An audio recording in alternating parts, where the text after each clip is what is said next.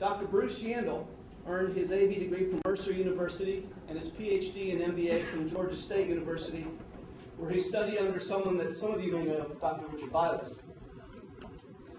He is the Dean Emeritus at Clemson University College of Business and Behavioral Science and the Alumni Distinguished Professor of Economics at Clemson University. He is a Senior Fellow at PERC, Property and Environmental Research Center at Bozeman, Montana, and a Distinguished Adjunct Professor of Economics for the Mercatus Center at George Mason University. Dr. Yandle is the author of more than 100 journal articles and author and editor of 16 books, several of which address environmental economics. From 1976 to 78, he was a senior economist on the staff of the President's Council on Wage and Price Stability, where he reviewed and analyzed newly proposed environmental regulations. And from 1982 to 1984, he was executive director of the Federal Trade Commission. If all of that was not enough, prior to entering academia, he was in the industrial machinery business for 15 years. It's my extreme pleasure to present to you Dr. Bruce Yandle, who will present to us Whose Garden Was This? Property Rights and the Environment. Thank you very much.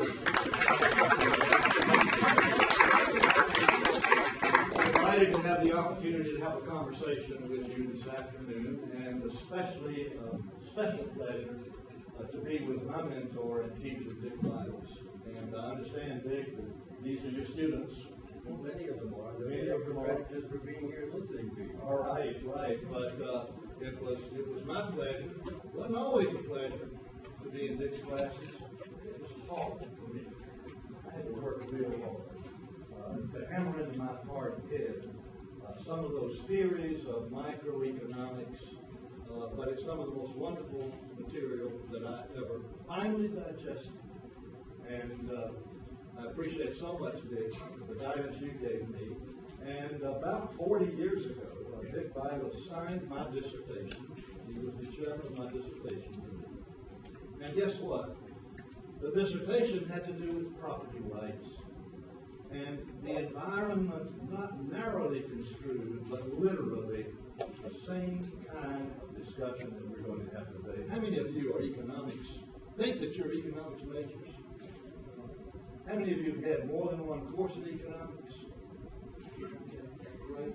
Now, what are some of the rest of you? I bumped into some arts management, finance, call that marketing. Anybody from marketing? Anybody in biology? Great. Good. Chemistry? Other sciences? Good. Pardon? Philosophy? Good. Fine. Thanks. Because what we want to talk about today is... Please, can I say something before we begin? Please. I really am compelled to say this.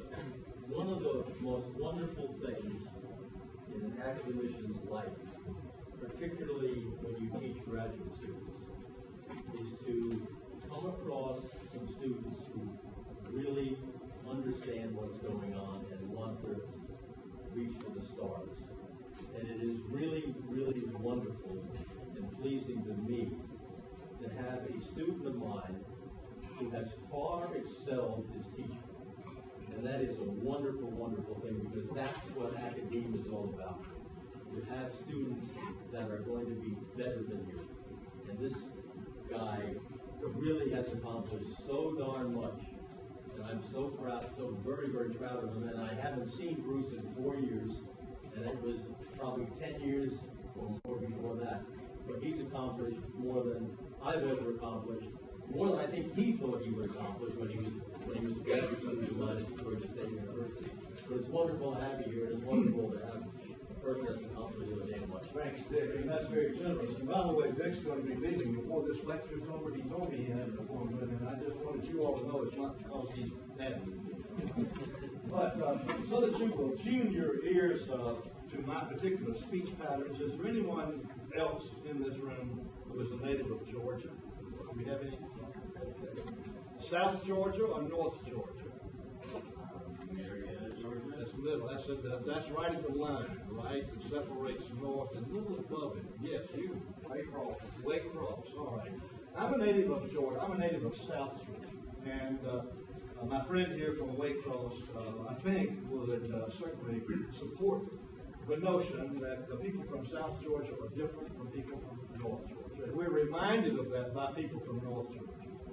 They are typically reminding us that we folks in South Georgia speak a little slower and maybe stumble around and don't perhaps do as well in life. It's a little bit harder, it seems, than all the folks in North Georgia who tend to be smarter and they talk faster and so forth. It's probably a kinsman of mine that showed up at a college a number of years ago seeking admission. It could not be as good as the college in Charleston, which is truly outstanding.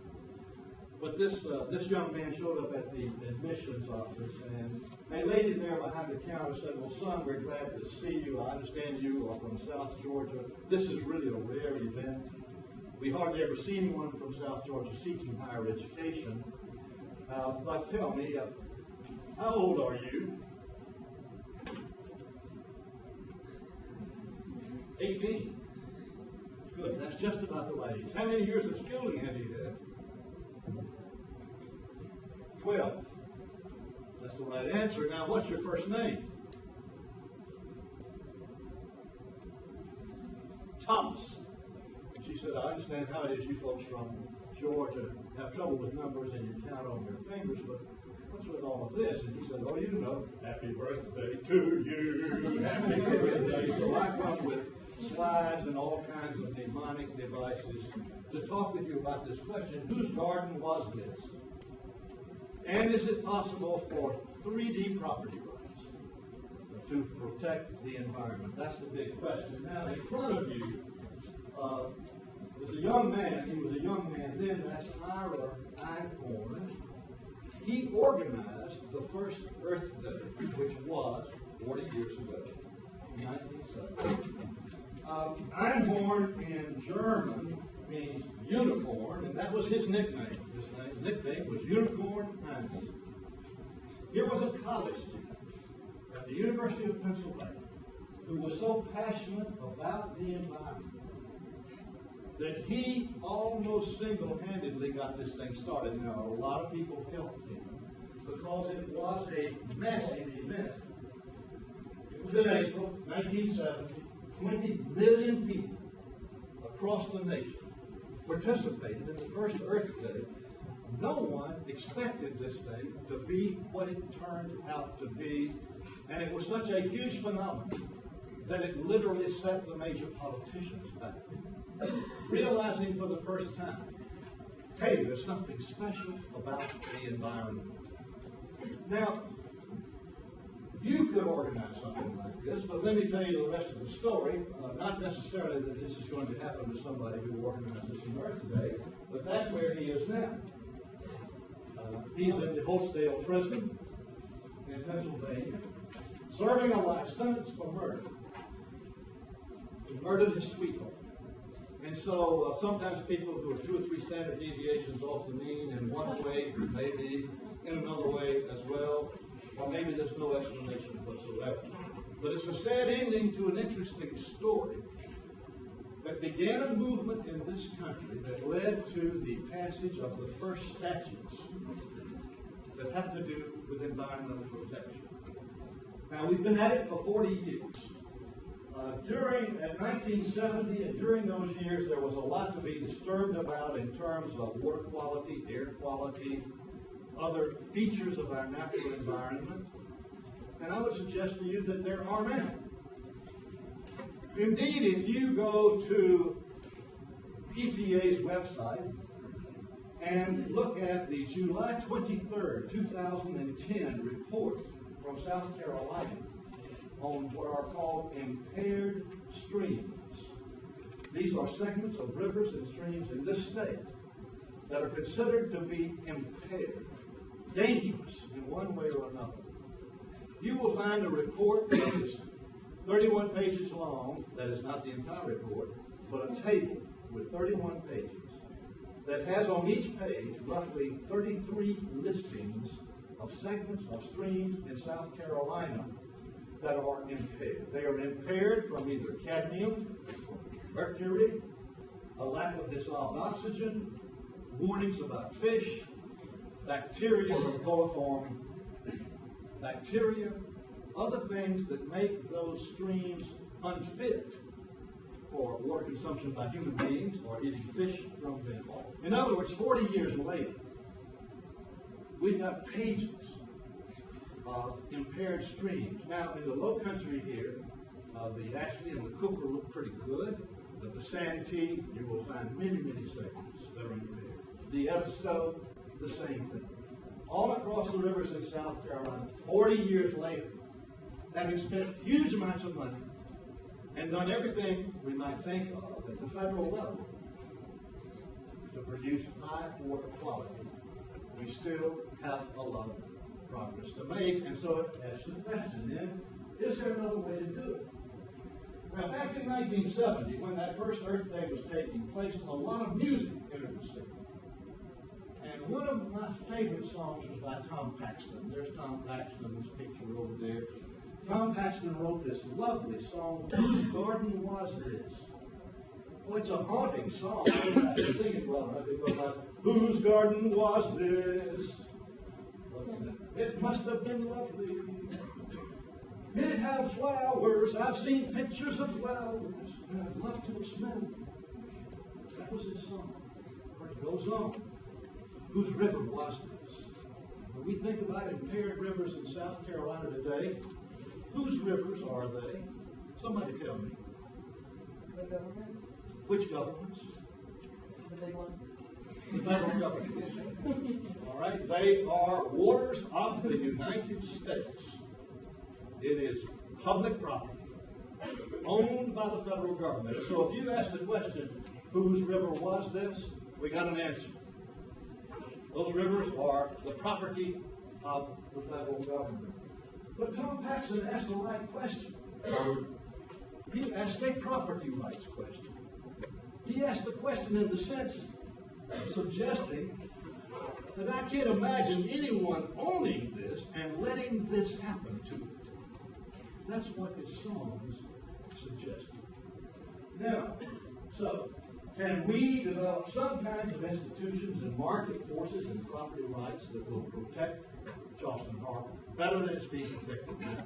That's the kind of question that we're asking. Now, to deal with the question, I've mentioned this thing of 3D property rights. We got to find, well, what on earth are 3D property rights? That's my house in Clemson. Not now, like old houses, that house is, there aren't many old houses in the upstate of South Carolina because that's young territory. Our house is a little better than 100 years old. And you can see that wall going around it. On one side of the wall, I have 3D rights. They are defined, that's the question. They will be defended by whom? The sheriff, or the police, or me, authorized under law. And I can devise those rights. I can transfer them to somebody else. Those are the 3 Ds. Now, on this side of the wall, that's somebody else's. That's public property. I don't own it. I can't do anything about it. But if you get on my side of the wall, I can do something about it. I care about what happens. Now, those are my irises. It's the shot I took this spring. Those bulbs came from my mother's garden. And so those bulbs are very special to me. We call those heirloom flowers in my family. And you see where I have them planted? On which side of the wall? They're on my side of the wall, where I have 3D rights, because I can protect those. Those are valuable. They're part of my wealth. I want to make certain they survive. If they were on the other side of the wall and somebody stepped on them or parked on them, there wouldn't be much I could do. Now you know about 3D rights. It's possible to have 2D rights. It's possible to have rights that are defined, that will be defended, but you cannot transfer those rights to somebody else. You have rights as a College of Charleston student. You have rights to use the library, and you can show them your card, and somebody will defend your right, but you can't sell those books to somebody else. And you may have other privileges that are not transferable. Transferability matters a lot. Why? Why does it matter a lot that I can transfer my house to somebody else? Easy control. In what ways does it change my behavior? I can buy or sell it if I want to, So what does that cause me to do? To take care of it. Why do I want to take care of it? Because it's an asset. And if I take care of that asset, I can will it to someone, a member of my family, or I can sell it, or I can go down and borrow against it because the bank says if you don't pay off, guess what? We get ownership of your house. It is transferred. And so just the definition of property rights that are transferable changes human behavior. Now, people have looked at the problem we're talking about, and there are two forecasts. When Rachel Carson wrote her book, Silent Spring, which some people consider launched the environmental movement in the United States, when she wrote her book, Silent Spring, the title has to do with the possibility that there would be no more stormtroopers. They would have all died from DDT. That's what the book was. When she wrote the book, she dedicated the book to Albert Schweitzer. We've got somebody who's a philosophy major in here. Albert Schweitzer is a famous philosopher, theologian, and interpreter of love from the Order. He wrote a lot, and Schweitzer said, man has lost his ability to foresee and to forestall. He will end by destroying the earth. Maybe Albert Schweitzer was thinking about 900 listings of impaired rivers, where he would say, you folks in South Carolina appear to be doing a pretty good job. We've lost our ability to foresee and forestall. It will end by destroying the earth. Someone else wrote a forecast long before Schweitzer, John Stuart Mill, in his 2-volume Principles of Economics, has a first section that describes what economics is about and what it's not about. And he says, it's not about the environment. He didn't use those words. It's not about natural resources because they are not scarce, he said. But if from some revolution in nature, the air became too scant to support human consumption, even air would command a price. And in his writings, he described divers who go down below the sea in diving bells, pay someone to pump air. 2 different forecasts. What's the difference in the forecasts? What's John Stuart Mill saying will happen as the environment gets scarcer? What's got to happen for his forecast to be correct? What's got to happen? For water quality to take on a price, what has to happen? It's got to become scarce. And what's it scarce? See, years and years ago, when Dick Pilots was drawing all those diagrams into class, and I was trying to understand them, Dick, one of the reasons I was running behind was I was trying to figure out, is there a market for markets? As we start talking about markets and supply and demand, and powerful insights come from that. But what was plaguing me was, so how do we get markets? Is there demand for markets? And that's what John Stuart Mill seems to be referring to. In other words, for there to be a price to an environmental resource, environmental asset, there's got to be some kind of functioning market. And in order for there to be a functioning market, there has to be a system of 3D property rights. If you're going to pay your hard-earned cash for something transferred to you from somebody else, then you want to make certain that if somebody comes and abuses that asset, you can call the sheriff, that your property will be defended. Or that you can sell it to somebody else, and that would be viewed as legal. Now, the whole problem is sort of described by another piece. This piece is by a philosopher.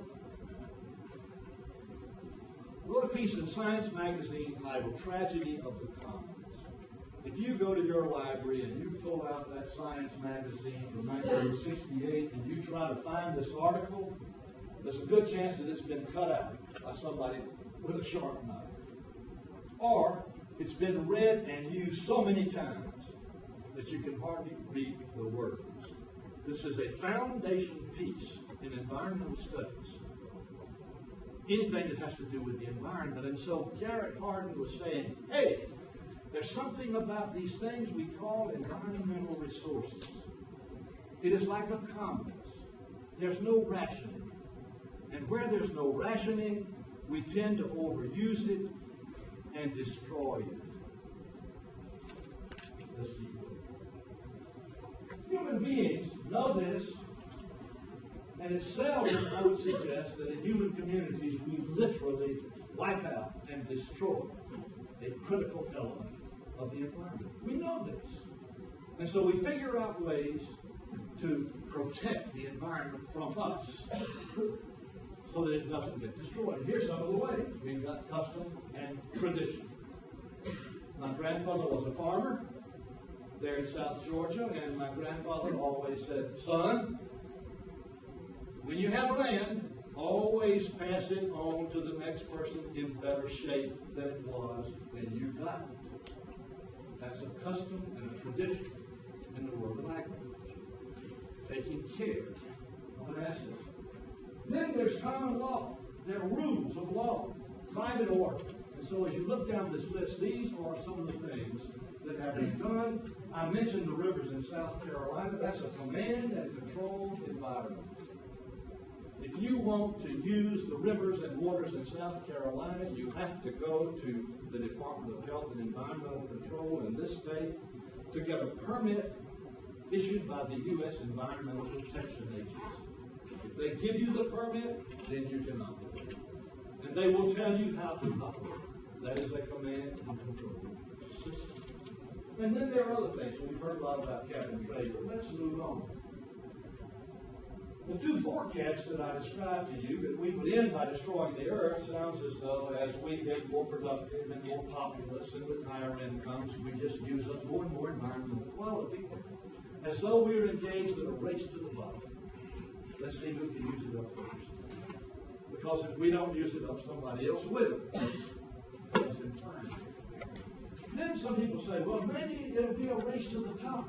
As our incomes go up, we will think more of the environment. Our leisure time will be more valuable. We'll want to protect it. All of this gets captured in a simple diagram that is called an environmental Acoustics curve. And don't worry about the name. It's not going to be on the quiz. Environmental Acoustics curve, what I'm showing you here is just a theoretical relationship. And so you've got this nice quadratic form.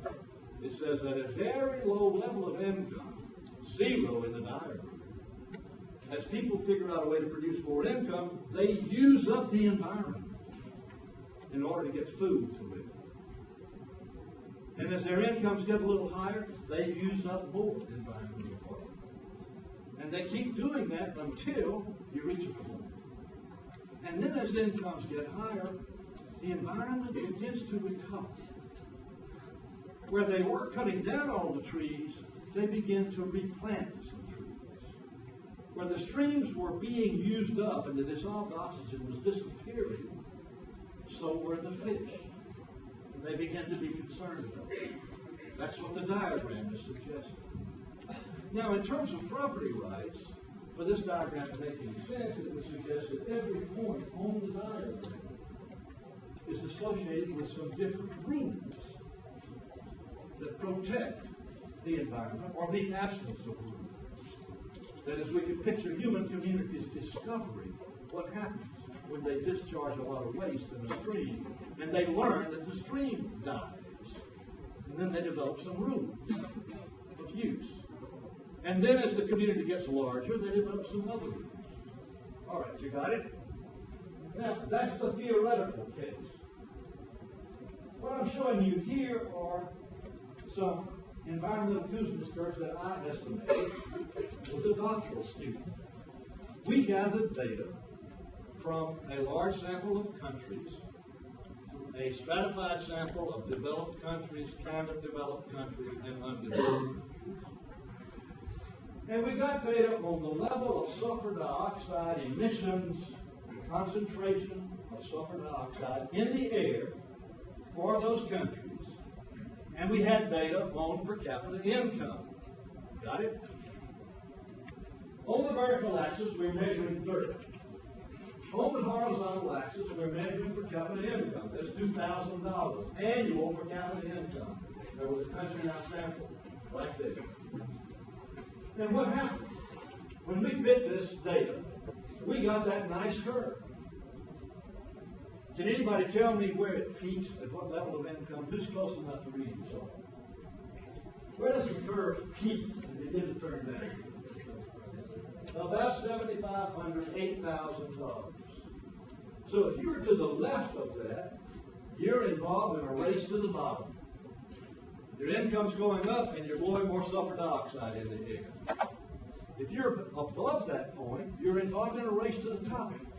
Your income's going up and the air quality is getting better. Now, the interesting thing about this particular curve is that it was relevant when there was discussions about the North American Free Trade Agreement and whether Mexico should be included with Canada and the United States with an open border. There were people who said, oh no, if we open up the wall, industry from the United States will rush to Mexico and wipe out the environment. And those people there aren't as smart as we are, and they're not as rich. They will sell their souls for more income. And so some people said, well, let's look at the data. And it turned out that Mexico was right at about $8,000 per capita for some pollutants. Now, don't get the wrong impression. All of them don't look this way. But notice there's an envelope curve. There's a curve inside this curve. You see two, right? In our estimate, we were able to adjust for property rights enforcement by country. The curve inside the lower curve, the green one, is for a part of our sample that has strict property rights enforcement. Now, if you stare at that for a minute, you'll notice that the air doesn't get as dirty for the same level of income where you have property rights enforcement. This doesn't have anything to do with air quality.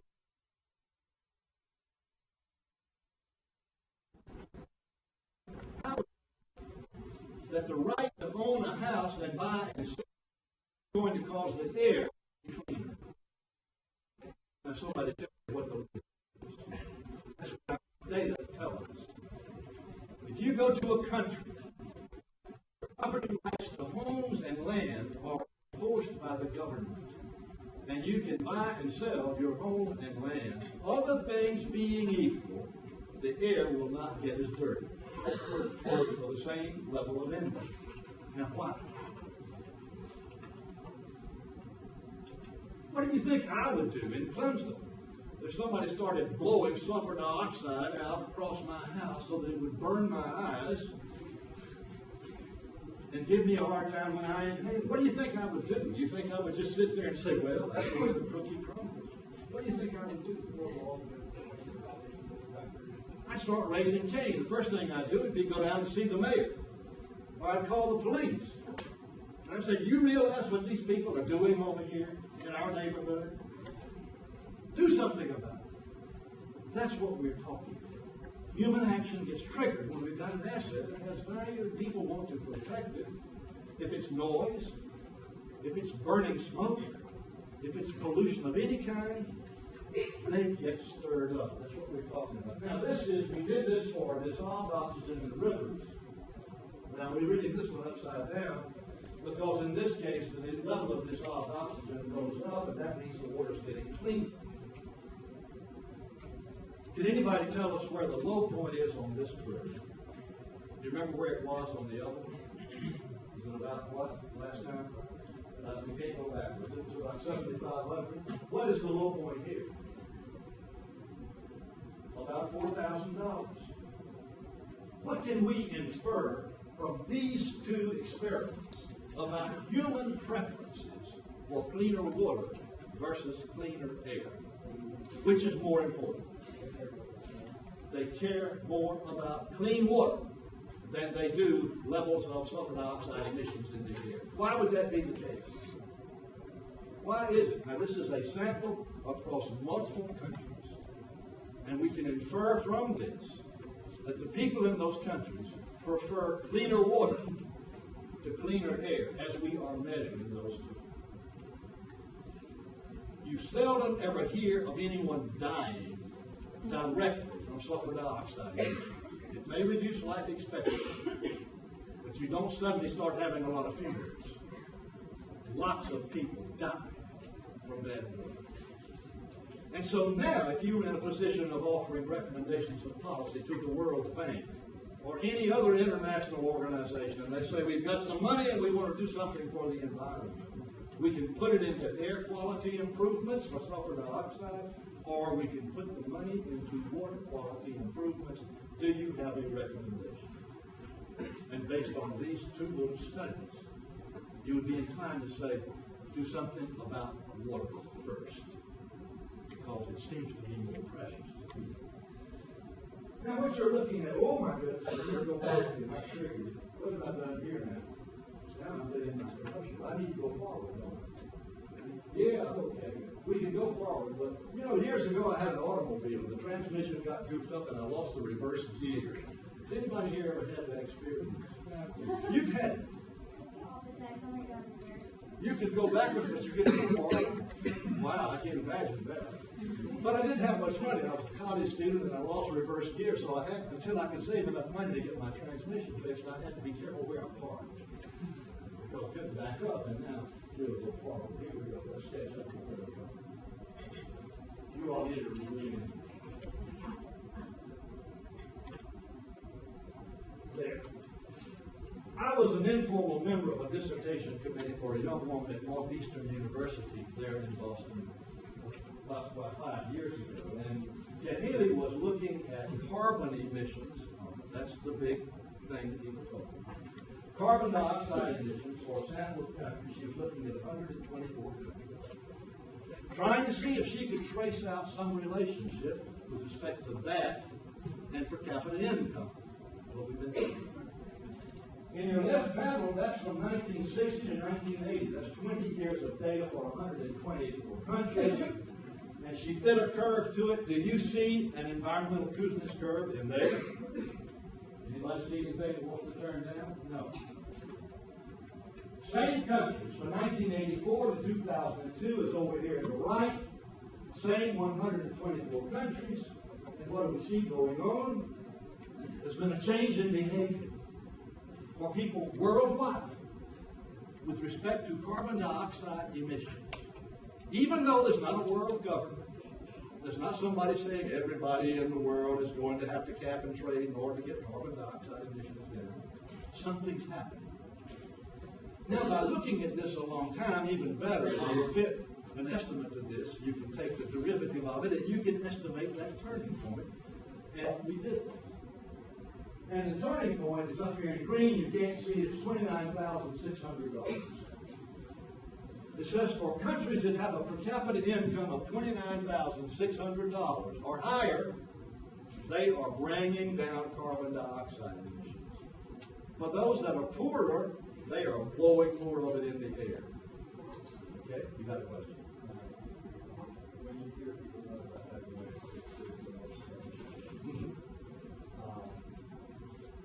this seems to say It says that at the margin it's going down in the U.S. And it is.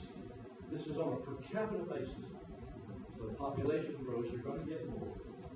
But notice the countries that are pushing for bringing down by rule carbon dioxide emissions.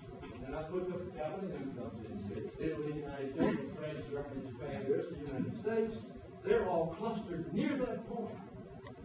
But Kahili says you would see reductions. And the world that is deadly opposed to this is India with 2.3 K per capita income. Brazil, China, Russia, Mexico, South Africa. And so this suggests if we really want to see carbon dioxide emissions go down, there are a lot of ways to get there. One way is to try to make actions that cause incomes to rise for people worldwide. Well, we want to hear about markets for environmental quality, so let's get over to that. But not so fast. We've got to get a handle on some economics here. After all, good economics. If we were talking about removing pollution from a stream. Picture a flowing stream that is polluted. All kind of stuff is in it. And you're taking out more and more per time period. Every day, you're taking out units of pollution. We could imagine that the first big chunks you take out would have a lot of benefits associated with them, but as you get down to the molecular level, and even smaller, but the marginal benefits would get smaller. That's all this is saying. Is that as you take more and more dirt out of the water and you approach purity, and after a while you are past Perrier, that you would not attach a lot more benefits to getting it even cleaner than that. By the way, some of our public drinking water standards are stricter than Perrier. So, if you weren't taking anything out, lots of marginal benefits. If you were taking a lot out, you'd be out of here, maybe asking the question, is it worth it to get some more out? But we can't say it's worth it without knowing about that. To take the stuff out costs something. And the more we take out, the incremental cost gets higher. It is very costly to take small particles out. It's not too costly to take out tires and refrigerators and things like that to grab hold of. But when you start chasing molecules and filtering and going after bacteria, it gets to be costly. And so as we take more of it out in a given time period, the incremental cost rises. Oh, and if we put those two together, now we've got supply and demand, right? No, you said it's not supply. No, it probably is. But would you let me call it supply and demand? Yeah, I just chuckled because. Just for the moment. So these two curves come together, and now if we put them together, we could say, whoa, if we could just get this thing so that we are right at this intersection point, that would be just right. That's where the marginal benefits are just equal to the marginal cost. If we go beyond that, it costs more than it's worth to get the picture. And so we could say our stream is too clean. We're going bankrupt chasing those last molecules. Or we could say it's too dirty. The benefits of getting something out are much greater than what it would cost, and so that will say, do more. Now, in order to do that, we have to build some institutions, and so I'm going to tell you some stories about some institutions. I'm also going to allow time to talk about this, and so if I stop before getting to the last story, that will be fine. The first one I want to tell you about is an institution that was built in Germany on the Ruhr River, near Essen, Germany, in the late 1800s. Then I want to tell you about the Hawk Mountain Sanctuary, which is in Pennsylvania today, and what a wonderful woman there in Pennsylvania did, New York and Pennsylvania, to protect that mountain. And then two other stories. And I'm going to make sure I get to North Carolina. If I get talking long-winded here, I'll move to it before I tell the other stories. And if you can't stand not having the other stories, then you and I can talk afterwards. Now, water quality in the Ruhr. We're talking about the late 19th century in Westphalia and Rhineland. That was the location of the most concentrated manufacturing of iron and steel and coal in the world. Anybody in here ever been and seen the Ruhr River or traveled to that part of Germany?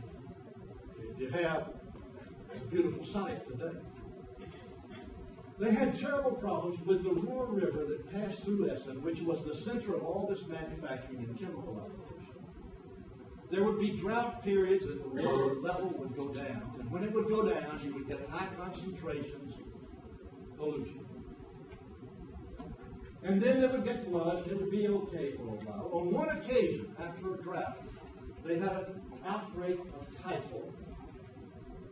That's a water quality problem. We talked about that earlier. They had an outbreak of typhoid, and a lot of people got killed.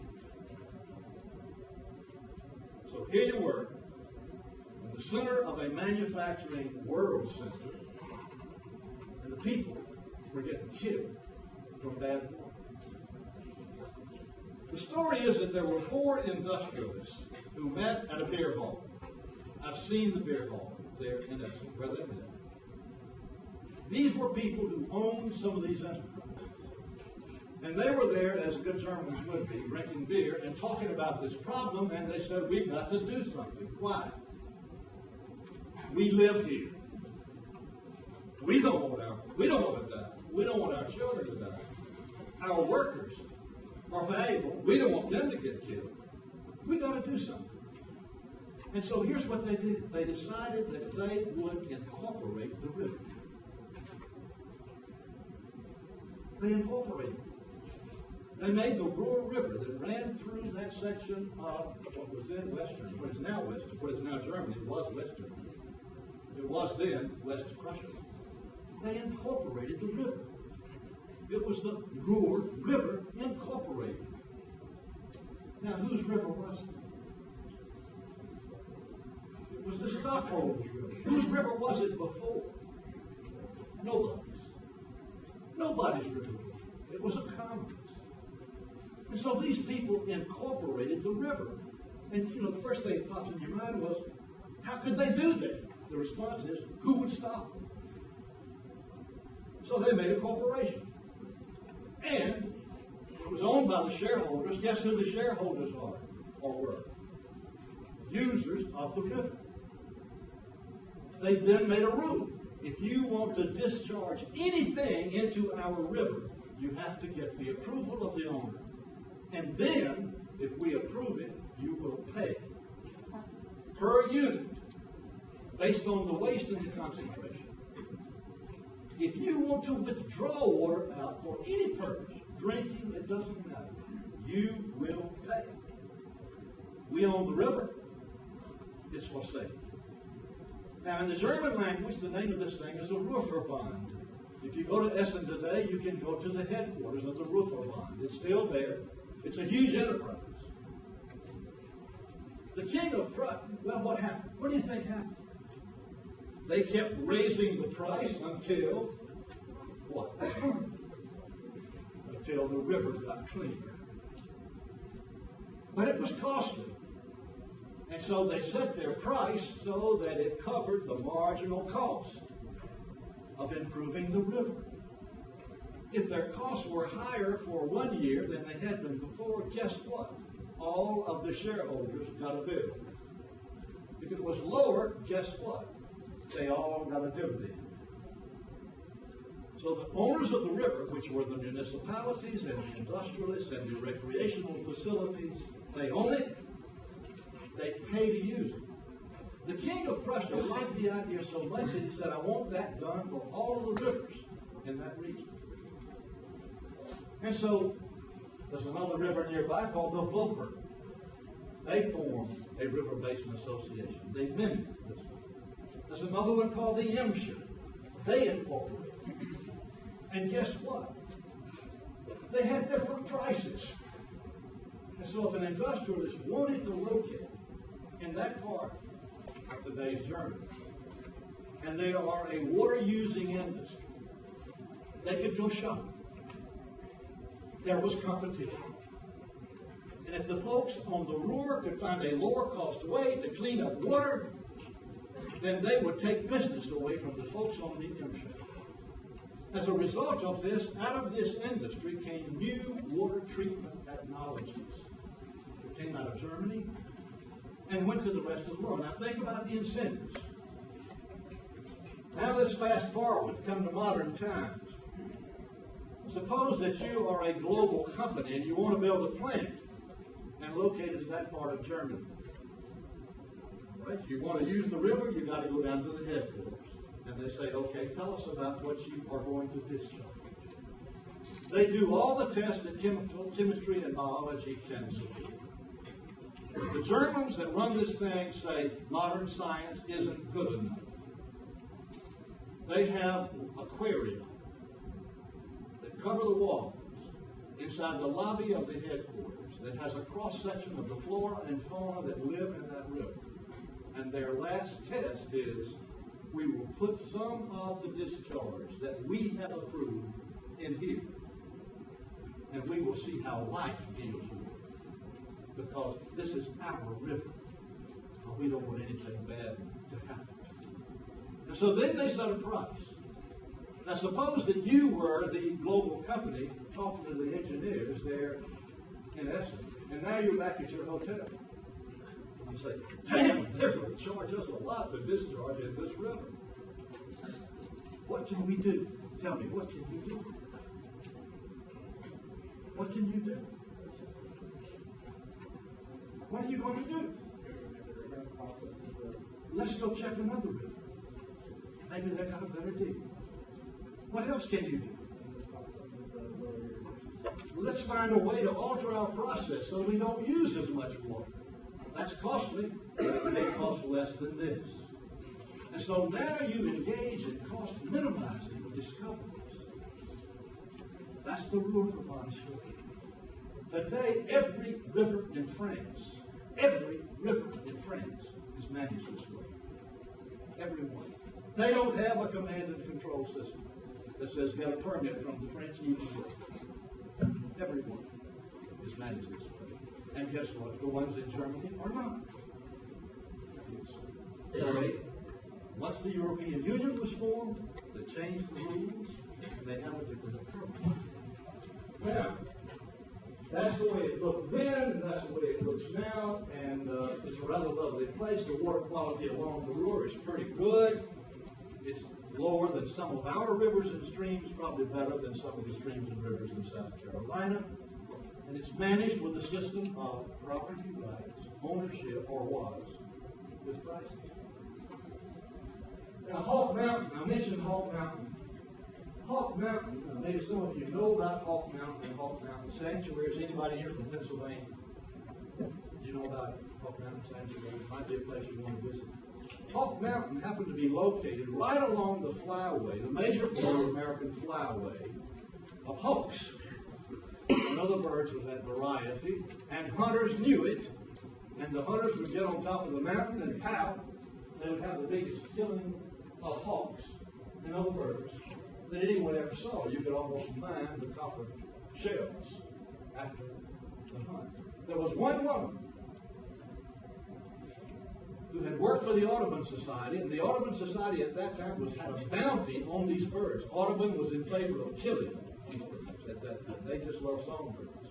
She fought that. She heard about this, and she went down to Hawk Mountain and said, I'm going to protect it the old-fashioned way.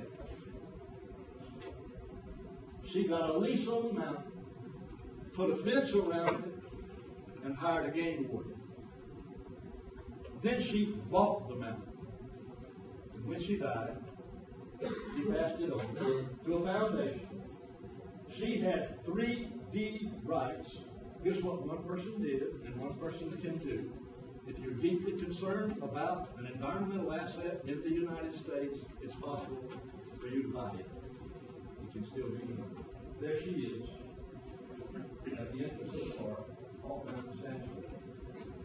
Now I'm going to move to the dark hammer because I want to make sure that we get this one in. This is in North Carolina. We're talking about the 1980s, a terrible fish kill at the river basin as it leaks into the Atlantic Ocean. I've got a picture of that fish kill. There it is. One of the biggest fish kills that have occurred. Now, when you have a fish kill like that, the fish don't die of heart attacks in old age, kidney problems. They suffocate. They die from a lack of dissolved oxygen. The dissolved oxygen is used up by algae, vegetation, that get in the streams and are fed by nitrogen and phosphate discharges.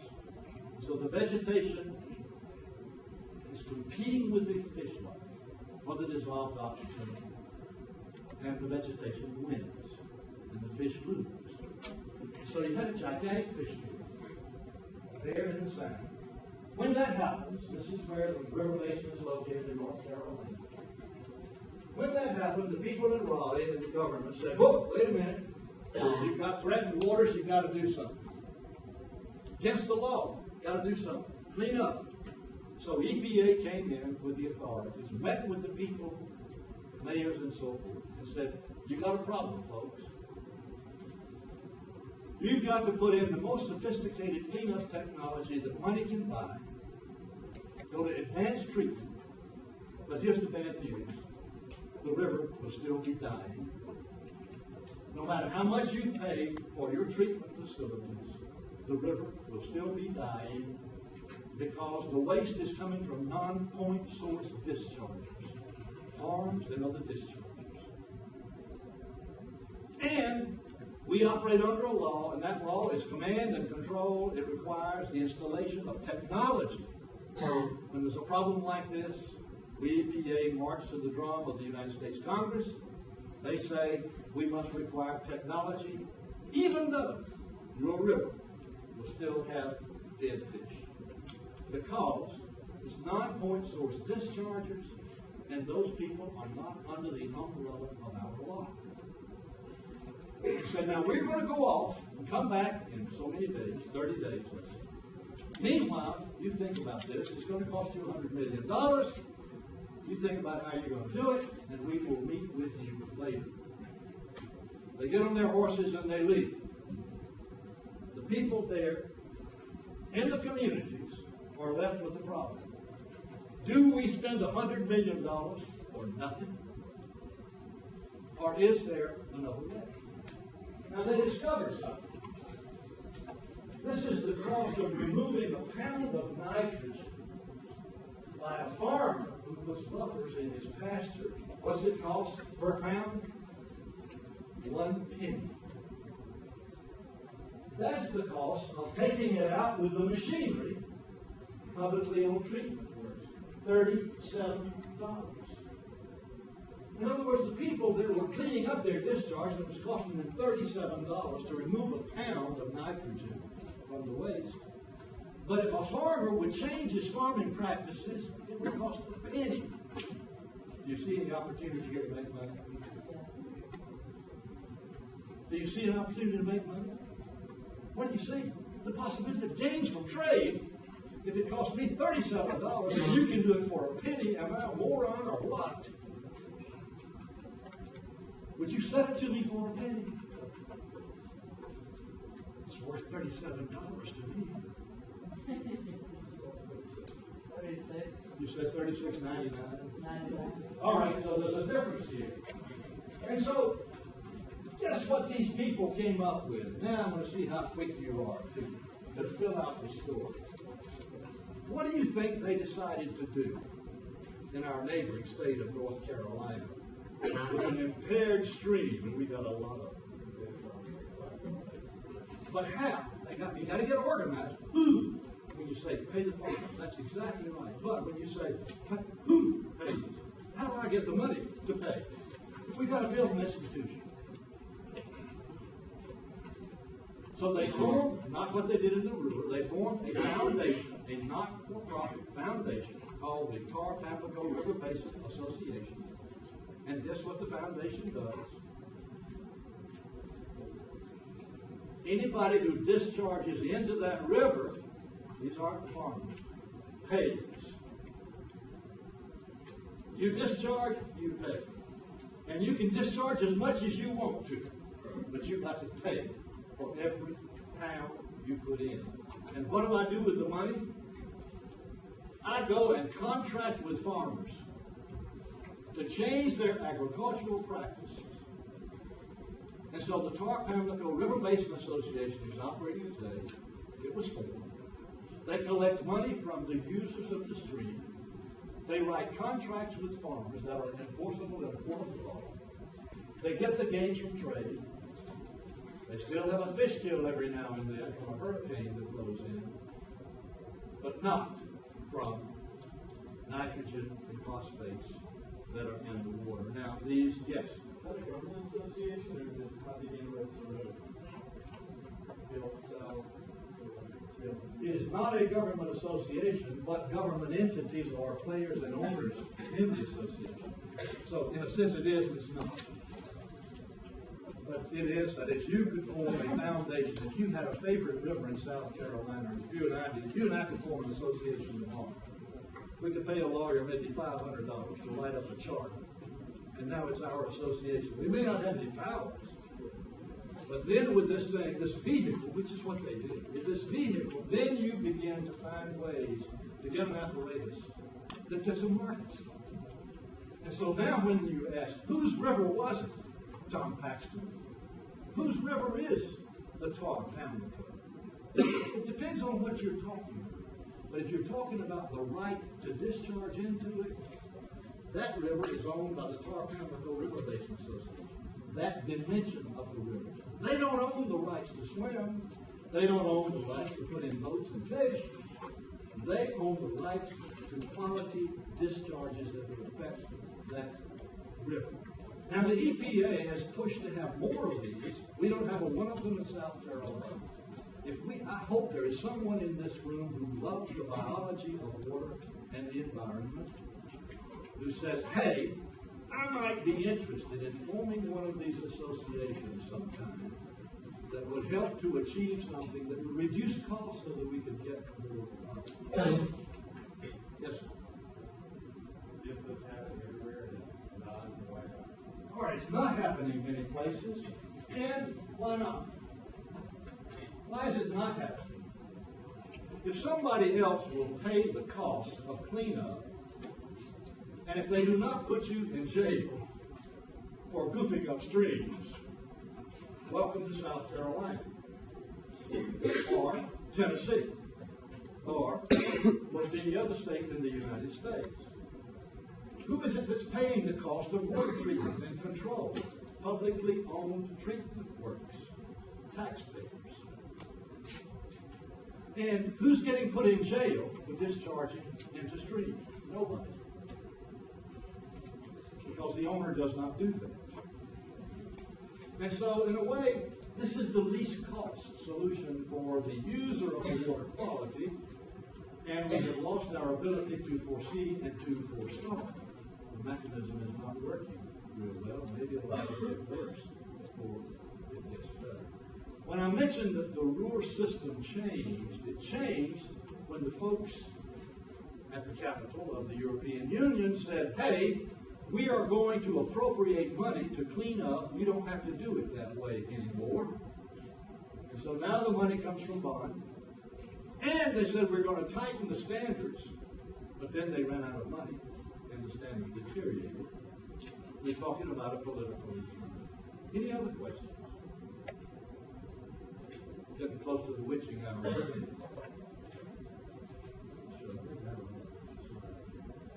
that a beautiful scene? I want to thank you for your kind attention. Thanks for taking economics.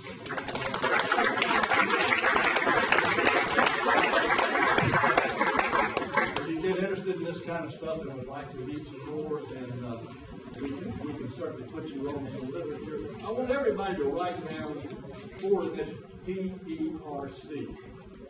PERC was mentioned in my introduction. This is a think tank in Bozeman, Montana, that focuses on this kind of stuff. They run a summer program every year for university students. It runs for a week, maybe 30 students from across the United States. We've been doing this for maybe 20 years. Go to their website, and if you see something that looks interesting, then you can pursue it. I'll pass it on to you. Thanks so much. It's great being with you.